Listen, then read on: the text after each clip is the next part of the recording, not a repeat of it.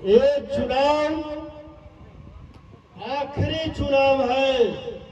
इसके बाद कोई चुनाव नहीं होगा। अगर हम इस चुनाव में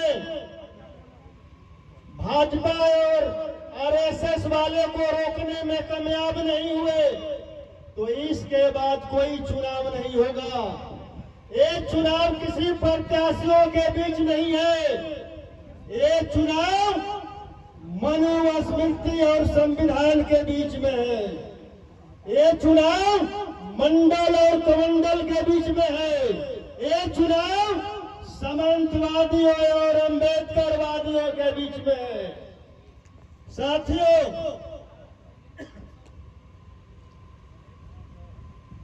इस चुनाव में अगर हम लोगों ने मोदी जी को रोकने में कामयाब नहीं हुए और गलती से भी वो अगर सत्ता में बैठ गए तो संविधान को समाप्त कर देंगे, संविधान को मिटा देंगे और क्या लागू करेंगे? संविधान हटाएंगे तो क्या लागू करेंगे?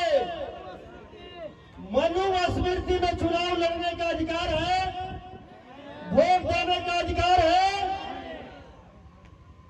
हम सभी 90% के लोगों को शिक्षा प्राप्त करने का अधिकार है, धन दौलत संपत्ति को रखने का अधिकार है। मनुस्मृति में हमें क्या कहा गया है? हमें शूद्र कहा गया है। हम फिर से शूद्र न बने, इसके लिए संविधान को बचाने के लिए और रक्षा करने के लिए राजा राम बाबू जी को काराकाट लोकसभा से जिताकर पार्लियामेंट में भेजना पड़ेगा। मेरे साथियों, भेजना पड़ेगा। और पूरे जो आज जो डेहरी में मोदी जी आए थे, उनको पास कोई मुद्दा नहीं है। केवल हिंदू, मुसलमान, सिख, ईसाई, धर्म, जाति, हमें एक दूसरे को बांटने का बात कहे, नफरत फैलाने का बात कहे।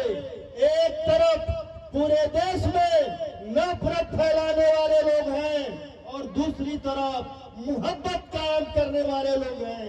यानी एक तरफ संविधान को बचाने वाले लोग हैं और दूसरी तरफ संविधान को मिटाने वाले लोग हैं। आपको किस लाइन में खड़ा रहना है? बचाने वाले के लाइन में या मिटाने वाले के लाइन में? तो बचाना है तो राजा राम बाबू को भेजना पड़ेगा ना पार्लियामेंट में।